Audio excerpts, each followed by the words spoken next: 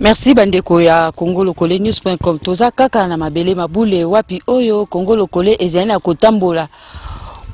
esika o basite ezali. A toza na site oyo chantier oyo baninga ya biso ya Belgique batonga wa bengo chantier ya Belgique ndako oyo bana poto bino bana diaspora soki boye ndako bobandolala yango yo misala oyo bino bosalaka o papa bike bo pesa bo poto tonga boye bo pesa moi mbongo moi emeya poto tonga yango ezanda kuna bino bana poto tozo kota na kati to lakisa bino ndenge ezali po erozo ya vacances bi bien que place na nga ya sir ya kovanda ezali mbambongo botindaka ebwaka makalikola mabanga te ezo sala misala ngo yango tozo kota na kati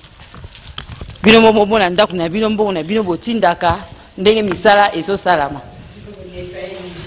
Okay. Omoi naza kokota na kati ya ndako bomoni ndako na bino na kati ndenge ezali eza ndako na bino Belgique na kuta na moi pe bandeko ba papa kuna na kati bavandi mbote papa na moni ovandi awa na ndako oyo ya Belgique na habité soko uti Belgique ou bien uti mokila poto soki wapi biso toza Congo Lokole News.com na bike bolanda biso kuna yango tozo tambola ba site nyonso tozo lakisa bana mboka ba o bazali bana mboka bamona ke mbongo na bango o batindaka awa o papa ndenga betaka sete ke non botinde mbongo totonga boye yango pe misa ezo salama yango po ba o bazui libaku ya kokoma nkamba te biso batu tozui wana yango tozo tambola bamona pe ke non misala papa zo sala o papa lobaka ezo salama mbote papa. Oui mbote mama. Ovandi wapi kombo wapi outi wapi na yoko mona okaka awa. Bon, na uti na Kisasa ngai kombo na ngai papa Masala Eric. Oyaki na milulu oyo ya le 12 octobre milulu ya le 12 octobre pona yo ezoloba nini? Milulu ya le 12 octobre elingi koloba ezali mbotama donc ezali kufa pe mbotama ya papa na biso. Papa Simon Kimbangu Kiangani.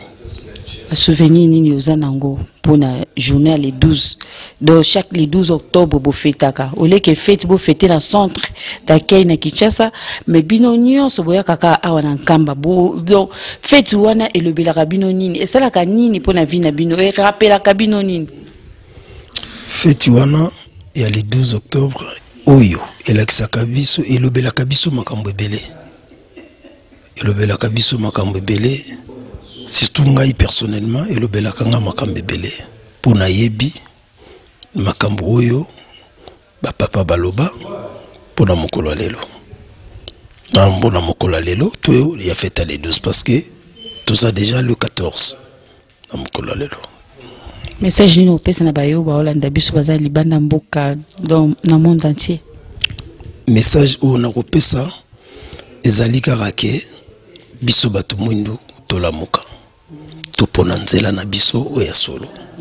pamba te toza na nzambe oya biso toluka banzambe ya bapaya te nakanisi oyo nazalaki nango ya koloba yango wana natondi papa tozala kotambola tozo ovisite kaka ndako na biso bato ozala mikili ya poto toyaka place topemaka Bozo mona mbote mama ya kolakisa biso na moni ndako o eza ya bana Belgique photo tombela bango pa longonya na pona musala basali ndako na bango penza eza kitoko makasi ba travaux na nécessité etikali na se awa ba osala debara pona kucha ba tiroir pona kobomba mwa ba biloko ya mike pona cuisine awa ezali magazine ya kobomba biloko na kati kuna biso bato netoyaka awa tochaka propre na kati ndako oyo ya Belgique ngana zali mama protocole message ni opesa ba protocole o baza na poto tozomona kuna Paul Tuzizila aza na Londres papa pour l'ambassadeur et pas un protocole message nous on peut savoir bango bat ba Hollande biso bon na pesi kaka mbote mingi epa ya ndeko na ngai papa Paul Luzizila ezali kombo ya mama kutu ya kubota ngai komne yalaki Luzizila margaza suna mukilo te amona musala oyo biso baninga na yeba protocole to nettoyer ndako na bino bosali na Belgique en tout cas makasi longoni abolemba te na musala papa Simon Kimbangu bo continuer na kosala pe mapambole ko sopa la bino mingi matondi mama toko continuer ka tambo wanake kokutana na ndeko papa na moni awa pe lisusu na kati ya ndako ya bana poto ngana benga ndako ya bana poto po ndako oyo balobi eza ndako oyo bana poto bana Belgique bat bazotonga po bazolobela ngo mingi bazofesita ngo mingi mbote papa mbote mama na moni ana kati ya ndako oyo soki ko yebisanga kombo nani outi wapi ovandi wapi na moni kamba mona kati ya ndako awa ozosala nini. Comme on a papa Philippe Dienda, la plupart de batbaïbinga papa Phili. La abréviation comme dans ce sens-là. Et Nazali Mondime na mboka ya Belgique au sein de paroisse d'Anvers. Donc à l'entretemps, Naza musicien, na fanfare, il y a l'église qui mangue na mboka ya Anvers. Donc je crois que moi petite présentation on a koki ça là.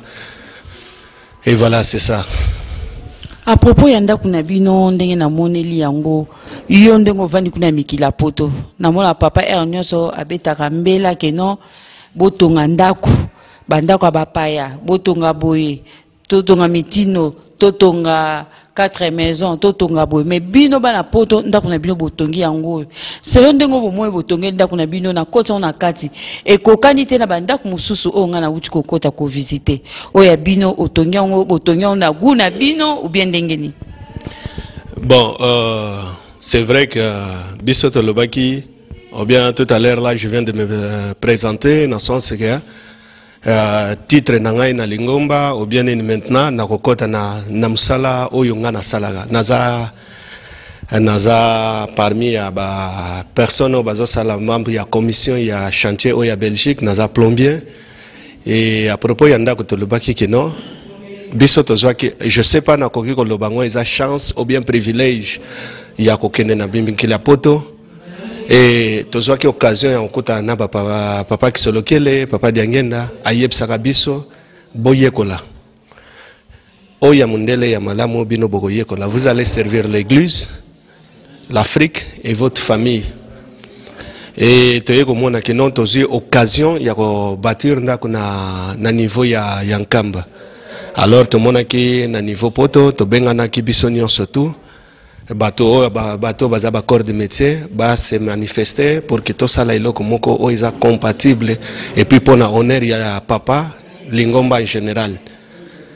to mona ki non il a fallu to yana ba norme oyo mindele lelo azali ko utiliser na niveau poto côté à construction yango biso to amener yango awa pour que Nkamba etikala toujours na retard. Tozali lisoso na ba époque oya papa Simon Kimbangu ya liputate et papa Simon Kimbangu a prophétisé que lo Nkamba ekozala moderne wana soki to lobi ville sainte soki to longoli nanu sainte c'est une ville donc c'est la raison pour laquelle biso to lobaki que non tomema modernité oyo izana poto toya nango awa na mboka ya Nkamba et voilà moi petite loko biso to représenter na niveau ya Nkamba au sein ya église qui mangisi ya Belgique. Papa, est-ce que moi ezali okoko la exception ta chambre moko tota na kati ndenge ezali? Oui, pourquoi pas parce que balobaka épreuve fois ezala palpable. Aurait que ezala ka non to monaki ou bien to yoka ki mais to monaki te alors ce que beaucoup qui suivre ngai na ko faire visiter bino chambre moko.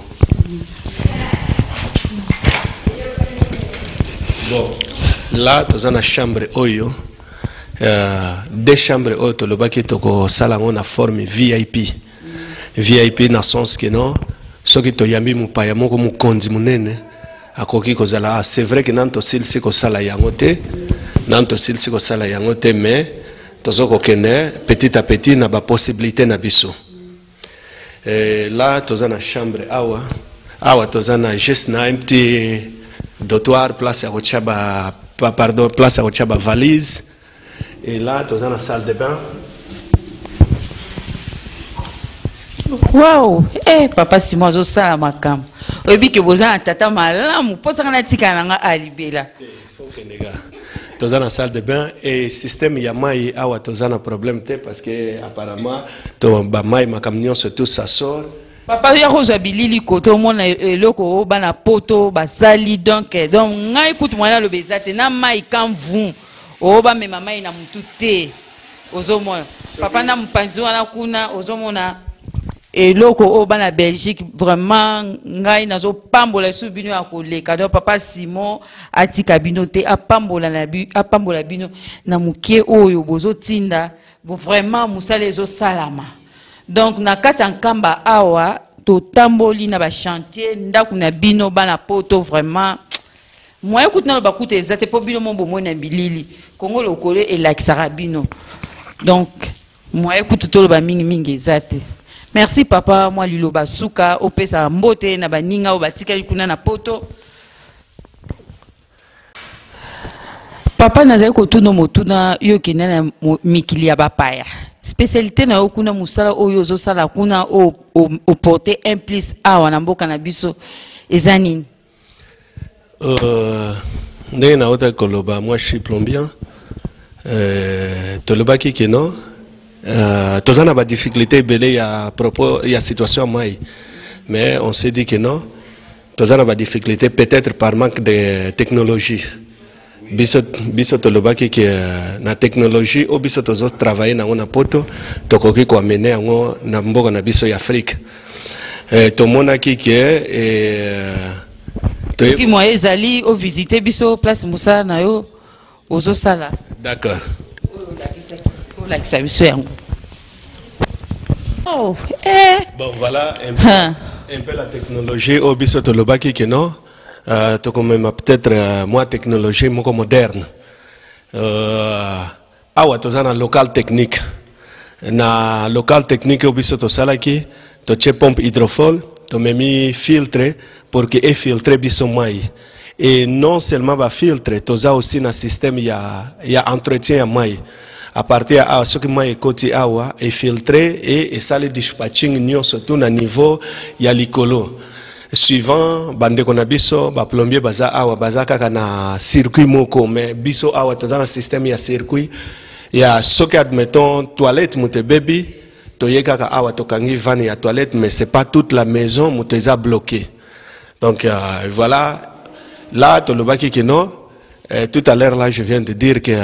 système ya mai awa toza na problème makasi ya mai.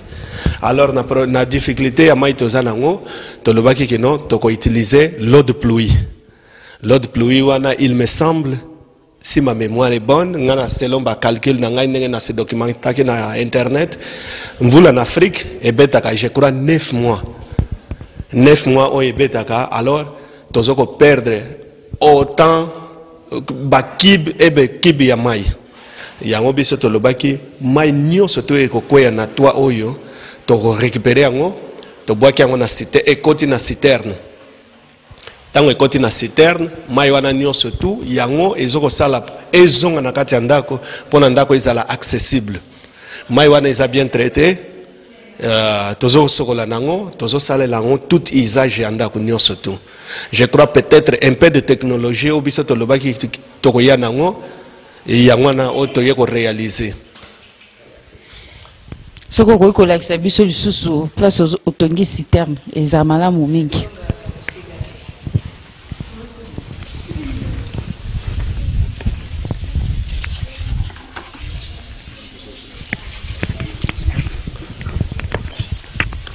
On a ouvert. Je crois ceux qui botale l'écolo ya toi. Bokomona toche ba gouttière ndako nyonso tout osali yango tout autour ya ndako. C'est pas pour l'esthétique. Eza pour l'esthétique te mais tosali récupère de l'oignon surtout oyo izoko kwea likolo ya toi soke kwei allez to canaliser mai nyonso tout et yeko kwea na kata citerne. Là toza na citerne ya 28 000 litres. Na citerne ya 28 000 litres yango tozoko récupérer pour que mai nyonso tout ekota kuna. Mais malgré ça, il me semble que cette terre n'a pas explosé. Pourquoi? Parce que ce qui est tondi, tu as encore un trop plein, tu as évacué et que tu as ti na sekuna. Donc vraiment, tu as que la précaution on a surtout pour que tu as vraiment une grande difficulté. Message no pesa na ba yo Hollanda biso ba oyo nanu ba contribuer te azala kimbangiste azala no kimbangiste message no pesa ba o bazana na mboka bapaya. Il me semble ce que na bandi na ba kimbangiste na koyebisa bango que non na nkamba biso to oser to banai ko yoka nkambe melaka bato nkamba emelaka basima nkambe salaka boye me biso to tikali komona gank moko te oya melaki biso sima to travailler na ba méthode o biso to travailler nango et to matisi ndako épreuve yango ndako emati au cours de na moins de 2 ans to zana une année et 3 mois oyo to matisi ndako oyo donc biso to zalaki quelque part un peu autonome na sens nini to zoko travailler tozo talela lingomba te na sens nini que non o basima na biso to yenango to ke kopesa na lingomba soki tozui basima to yenango directement matériel nyo surtout et tozo ko présenter kaka rapport epa ya papa na bandeko o baza bano bakimbangiste pardon bandeko o baza bakimbangiste baza na poto quel que soit ba obstacle bino bokutanaka nango rien n'est encore tard bokoki encore ko sala peut-être le mieux que ça. C'est juste que suivre exemple ya malamu biso pe to landaka exemple la bande ko na biso mususu o basala ka ba misala notamment bata Saint-Ouen bata Saint-Denis ba misala bango basala ki to zwa que aussi quelque ba idée pa na bango donc voilà na bande ko nyo surtout ba zwa peut-être un peu de déception o bazo ko mona que ça impossible et ça tout est possible na bande ko o baza ba non ba kimbangiste. C'est juste badona bango oyo amoni que non ngai na ko contribuer na iloko boye bakoki ko sala ngo et dona bango et ko koma au sein ya chef spirituel mokonzi abule mokonzi ya lingomba akozwa yango et ba bénédiction wana bokozwa yango. Je crois que message na ko ko zala nango pona ko pesa na mokili mobimba yango wana ce que ko pesa mwambote na baninga bana mama place atikel kuna na Belgique. Na recommencer kopesa ba grand remerciement na mokonzi abule papa Simon Clément Kiangani na ba grands efforts azoko fournir biso spirituel matériel physique vraiment loko mopenke mo izonga ipana ye parce que a mérité yango et deuxièmement na opesa mwasi na ngai bana na ba gros ba biso esika bango baza kombo ya mwasi na yo ya mama au PSP kombo bana na mboka bazali za bien po basi ngape na za mwasi do basi bazebele ba mama bazebele ba papa bana pe bazebele te nazana mwasi moko et nazana bana ebele. Okay. Donc ce que to kena ba kombo mwasi na ngai sika zali maman Audrey Louvangadio que j'aime de tout mon cœur. Okay. Et puis les enfants Philson, Kevin, Linda, Diestel, Darlene et Aaron. Donc, nazoko porte bino nyon surtout, et puis libota nyon surtout, et puis toute la famille qui m'bangis on sait à Belgique. Donc, bamisala bino bosali. Na paroisse na bino ya Belgique. Tangi kombo nango. Na paroisse na bino. Kombo paroisse na bino te ya Belgique. Ah d'accord. Je crois que na lobaki yango nazamundime au sein ya pays ya Belgique na paroisse d'Anvers. Donc, na pesi ba responsable nyon surtout ya paroisse d'Anvers mbote. Et peu bandiminion surtout et puis batunion surtout balingeli biso bolamu pona musala oye avancé nzambe apambola bango de partout ici ga bazaleli. Donc je crois que message na ko lancer yangwana voilà c'est ça. Merci papa boyo kindenge papa alobi vraiment na pesi bino so merci nazo beta susu sete bino batu oyo bozana poto oza kimbangiste oza no kimbangiste ngonga yango yo ya contribuer ya kotonga et ça a bien makasi bien bobo moni mise bomoni eza na fondation soki nano pesi nano te erne yango yo fo pesa 1 franc no pesa 1 euro pesa et ça a bien 10 livres oyo pesa et ça la bien au mona au pesi 10 euros au mona lobby ozui 1000 euros au pesi 10 livres lobby au mona ozui dans 100 millions de livres. Donc ezala bongo. Papa Simon soko pesi na gauche oyo zongi na droite ya koleka donc fois sepelisa o. Na pesi merci ebele na bandeko ya congolocole-news.com to komi lisusu na chantier ya bamapinga omoneri kimbangi ya bakimbangiste ya FARDC po bomona ke ata bozo bunda bitumba kuna koto na mbanza misala ezo salama moye ba beta bino bopola ezate bozo zala toujours avant yon to leka kuna to tuna mukonzi na bango a liboso o bazo sala misala av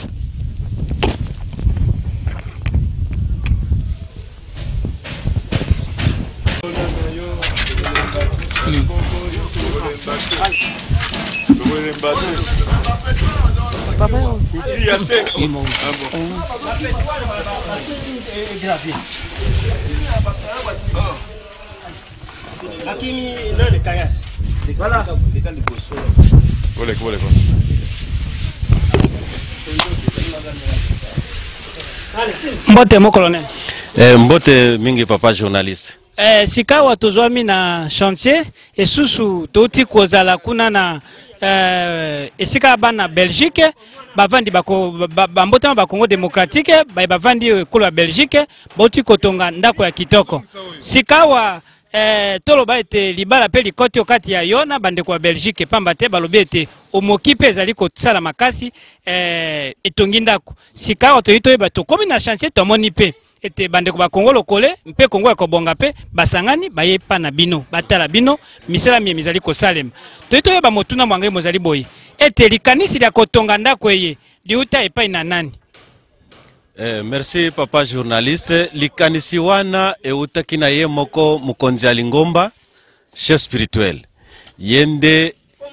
apesaki biso mukumba ya kotonga ndako conformément na prophétie ya tata Simon Kimbangu depuis 1921 ya koloba nkamba ekotongama et voilà biso tokomi ba bénéficiaire ya prophétie ya tata Simon Kimbangu depuis 1921 yango zomona nkamba ezotongama ba chantier eza bebo na kati ya nkamba pona kokisa liloba ya musali ya Nzambe. Mon colonel yo zali leta sikawa ya leta ya Nzambe kaisala ya Nzambe sikawa ebanda boni obongola sa toloba ete obwaki sokoto komi lisusu na makambo manzambe okoti na bozindo tiki leta nalo babongo biblia le bongo. Bon, merci beaucoup. D'ailleurs ce que tali biso tozaba mapinga ce que olandeli Bible olobi balobi na kati ya mukanda tata Nzambe Dieu des armées tali Nzambe ya mapinga lokola eza Nzambe ya mapinga Dieu des armées tel que Bible déclaré biso pe totikali simate pamba te toza besoin ya mapamboli toza besoin sima ya musala na biso pe toza na milimo oyo esengeli kota na likolo yango tosala ka musala ya tata Nzambe tozotonga tozo participer puisque mokili mobimba papa biso nyos toza bikelamu ya tata Nzambe. Nous avons le corps et l'esprit musala l'état mais esprit ya Nzambe. Alors il faut totosa oya l'état totosa pe oya Nzambe. Voilà tina kutibiso na kati ya musala. Sikawa toyeba ete bino bolobe ete bafuta kabino mingi te kasi ndako kitoko boye botongi misolo miuti wapi tope bozali na mwa ministre moko asunga kabino tope mwa député moko toyebi te olo bana polele pe ete le Congo lokole epanja sango Congo ekobonga pe eloba liboso ya bato banso bazali kolanda biso. Merci beaucoup papa journaliste. C'est vrai musolo na biso eza muke mais tozana kati ya logique ya prophétie ya tata Simon Kimbangu ye tangu bamindele batunaki ye okotonga Lingomba na nini apesaki ye yano ete musolo na ngai eza bato, c'est-à-dire bato du fait que nous avons un intellect, nous avons un cerveau, c'est-à-dire nde mbongo mobimba yango wana yango ezozanga mingi na biso bato mwindo tolingaka kotalela kaka bamindele di moment où Nzambe apesa biso bongo ya ko raisonner du fait que tozana bongo papa bongo yango ezosala ke Lingomba ya église Kimbangisa ezotongama soki batu nyonso batu mwindu surtout en général babandi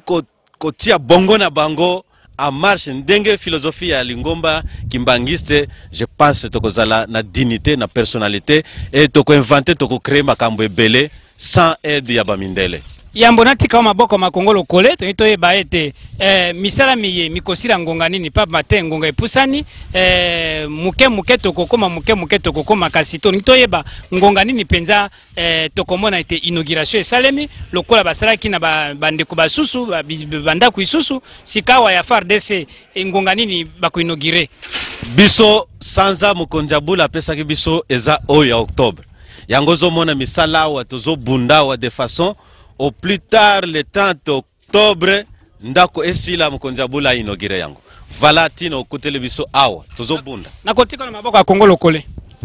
Mbote papa mbote mama journaliste likamba kokamwa nazo mona bino ba mampinga bozo sala oya tomboli oya pesi muninga mena bible kaka ba soda bango batali bozo ba bebi sa makambo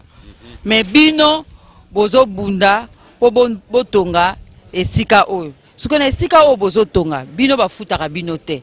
bo siko mbongo bozo tonga awa bozu yango wapi. Merci na mutuna mama journaliste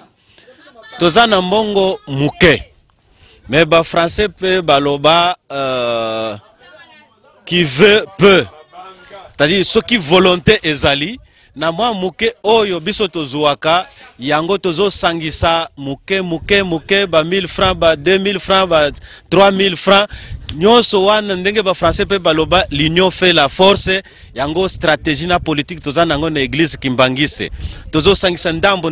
nde yango esali ndako oyo mais tozui penza sponsor te tozui pe musolo na ministre te tozui na mutu moko te tozo sangisa biso moko basoda mwa 1000 francs 500 francs muke na biso nde basoda nde batongi ndako c'est-à-dire tozo pesa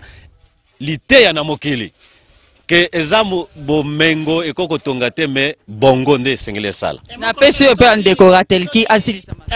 moto songolo faka lobi ete lelo asunga bino kasi azali kobanga pamba te bino bozali balati sokoto sodana civil baza kwa kesika moko te sikawa moto wana lingi kosunga bino po ete apesa bino maboko na mosala moyo bozali kosala sikawa akosala ndenge nini po ete akutana na bino. Merci beaucoup tozali awa toyaki pona tina musala mais biso tozana Kinshasa na sala kana état major général ba paroisse na biso eza na baka militaire nyonso ya ville ya Kinshasa soki ndeko aza na bonne volonté alingia ya kopesa biso maboko puisque eza mosala ya Nzambe tangu tuboko sala mosala ya Nzambe tozelaka lipamboli sima na yango tadi mutu nyonso ifo awelela lipamboli wana soki mutu aza na moyen na ye alinga sunga biso akuta biso na Kinshasa na état-major général na 4e niveau akotuna omonier en chef Kimbangise akokuta ngai apesi musolo na ye ou soit na ba paroisse na biso ya baka militaire ou soit na ba unité na biso nyonso eza na ba omonier pe Kimbangise bazawana Nzambe ko opambola baba mpingaya misala na bango mabota na bango mokako na kambe beta maboko pone FARDC balandi ba emission Kongo ya kobonga ta to komi na suka to lekaki na ino ko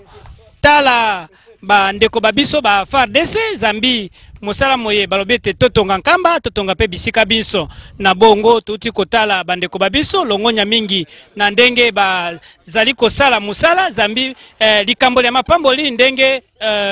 mo colonel uti koloba ete bawelaka mapamboli yango wana longonya mingi na balali pongi ya boinga ebongi ete balamuka balanda lolenge la bandeko babiso ba FARDC bauti kosala musala kitoko boye na bongo longonya mingi na ba FARDC banso ba Congo démocratique totombeli bino bolandi bolamu. Mbote bandeko ya congolocolenews.com toza kaka awa na nkamba tozo lebela surtout likambu ya misé o place na yebisaki bino place fondation obo uta kotala wana obo ucho otala ngo siko bilembo oyo kozala kuna na kati ya misé ezandeti mutuka oyo memaki papa Simo ikimbangu ya liputa era kufaka oyo zwaki na matadi mayo ememi eti awa na nkamba yango oyo ekozala kuna na kati ya misé mutuka wana kuna na sima jeep wana oyo ya grise eza mutuka oyo ememaki papa mfumu mbanza papa Dialungana akataka motema na kati ya mutuka o a jeep o a grise ya wana pe ekozala pe na mise o ya rouge kuna eza mutuka oyo ememaka papa Charles Kisolokele era kufaka papa Dialungana et papa Diangenda ekozala pe kaka toujours na kati ya mise eza babiloko oyo histoire oyo bando mupaya uti mboka mupaya ye mutuka wana yabike oyo ememaki boy oyo ememaki boy mutuka oyo ya pembe voiture oyo ya pembe eza voiture oyo papa na biso mfumu papa Diangenda oyo abandai kotambola nango yango wana eza pe wana yango pe ekozala na mise dans na mise ekozala biloko ebele ezala babuku na eza bilamba na ye oyo abandai kolata era zoteya ezala tono o batiaki ye ezala ba chaîne o bakangaki ye donc biloko na mise ekozala ebele yango nazoyebisa bino bayindo nyonso na batu nyonso po papa Simon Kimbangu aza pona mutu nyonso azaka pona bakimbangiste te